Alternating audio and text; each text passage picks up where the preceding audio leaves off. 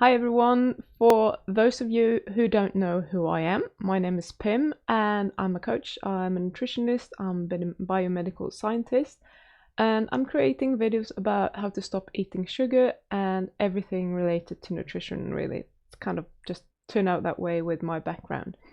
And people keep asking me about those things and I keep wanting to explain them. And I'm telling you this because I recently saw a comment from someone saying, "Who's Pim Johnson? I've never heard of her." And I thought it was a little bit funny because I doubt that this person has heard about every single person putting stuff up on YouTube. And we all have to start somewhere. And until you find us, we continue to be unknown to you. So, in case it's the first time you're here, I just thought I'll give you a bit of an introduction. And if you're interested in this sort of thing, I think that you should press that subscribe button that is down there somewhere. And you can also, be generous, give the video a thumbs up and make my day. So there you go. So today I want to talk about how we can get the most out of intermittent fasting, because this is something that is really popular right now. People are practicing it and some people are doing just 12 hours, which I think is, borderline for how long you need to do it if you want some sort of benefit. Some do 14, 16, 18, and some people go as far as to 24 hours between meals. And all of those are fine, but how do we actually get the most out of it? What are the things that we can do to get better results from doing the same thing? And so it's not just about the length of the eating window. However, 12 hours is not going to be as good as 18 hours, probably. So you want to have a long eating window. That's a good thing to know. And the foods that you choose when you're eating, they're also obviously quite important. And depending what your results are, what it is that you want to achieve with your fasting, you can obviously choose to adjust that. But in general, I would always recommend a low carbohydrate version of any diet, actually. So as long as you don't pig out on a lot of sugar and carbs when you're eating, I think you are going to do quite okay.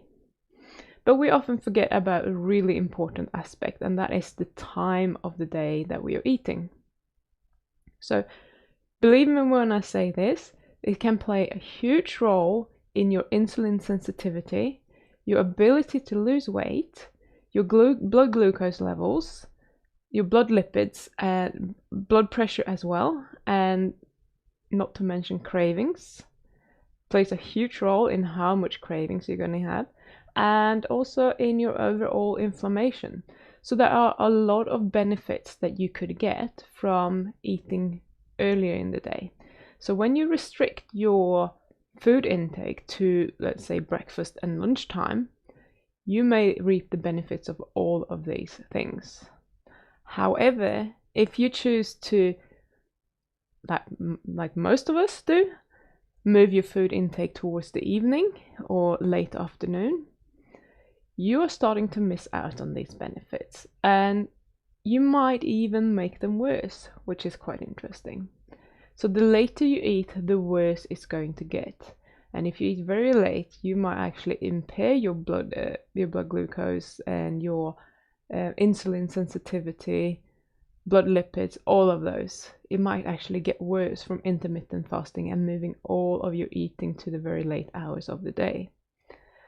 So if you are someone who does, let's say, an OMAD, which is 1 meal a day type of intermittent fasting, and you might be eating at 5 p.m., you might actually be okay. Maybe. I don't dare say because no one has done that research. But you might be okay. But if you're doing it at 9 p.m., I think that's where we kind of have to start questioning whether this is a good thing or not. And the reason for this is that the circadian system in your body is actually regulating your blood glucose, the glucose and the lipid and the energy metabolism in general. So it is always revved up in the morning when it's light, when we are supposed to be active. When it's getting darker in the evening, we're supposed to kind of chill and take it easy and start to wind down because we're meant to go to sleep. So if you're eating, then your whole system is just going to be asleep, and it's not going to want to take care of all of this. So everything is going to be slow and sluggish, and that is why it's better to eat early in the morning. So have like your insulin sensitivity, for example, and the responsiveness of your beta cells, which is the cells in your pancreas that produce the insulin, and also the thermic effect of food, as in every time you eat, your body temperature will go up, and if it goes up a lot, you're obviously expending a lot of energy.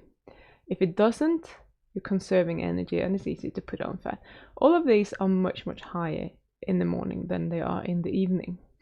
So if you are pre-diabetic, you really do want to move all your eating to earlier in the day and eat as little as possible and as low carb and non-insulinogenic foods as possible towards the evening, because you are not going to respond to it very well.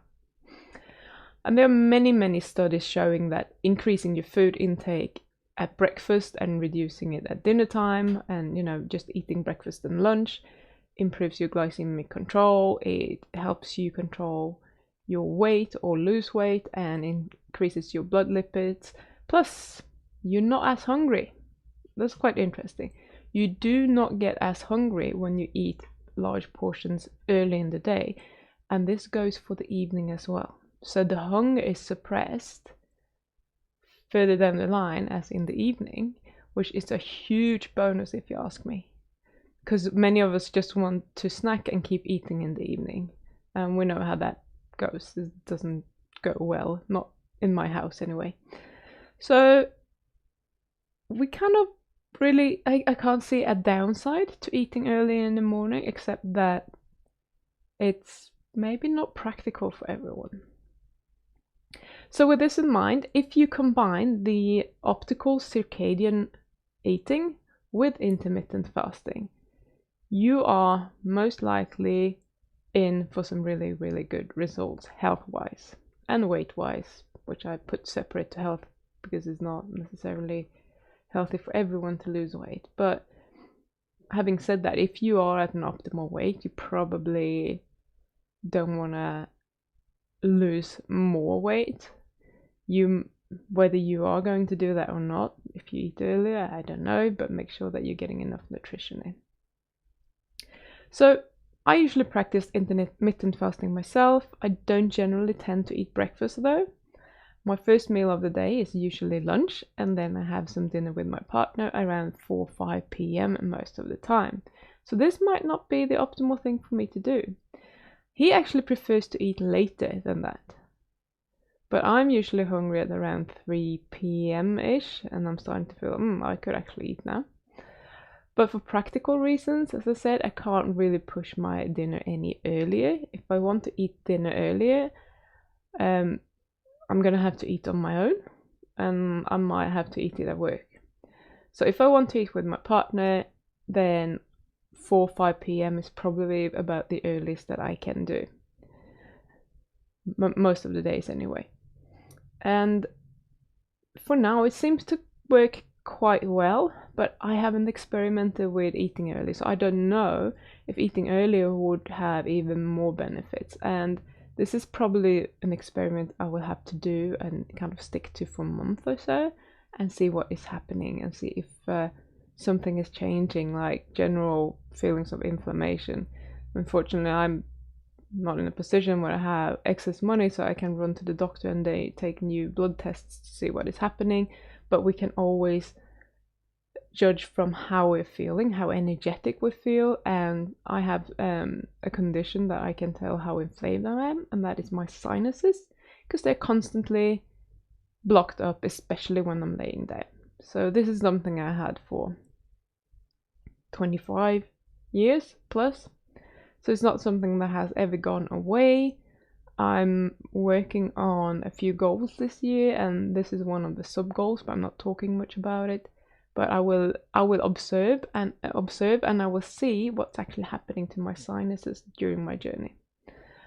And yeah, so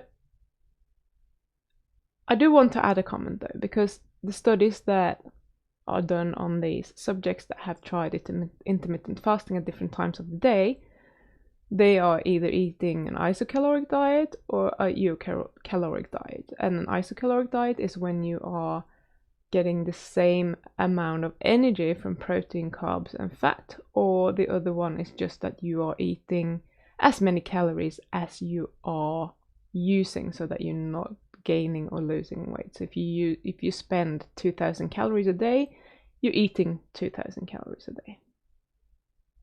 And all of them contains an amount of carbs, obviously, and carbs are insulinogenic. So what is happening when we don't have a lot of carbs in our diet? So I know that most people watching or keeping an eye on this channel are probably low carb, keto something, or a carnivores, or a version of that, at least low carb inspired.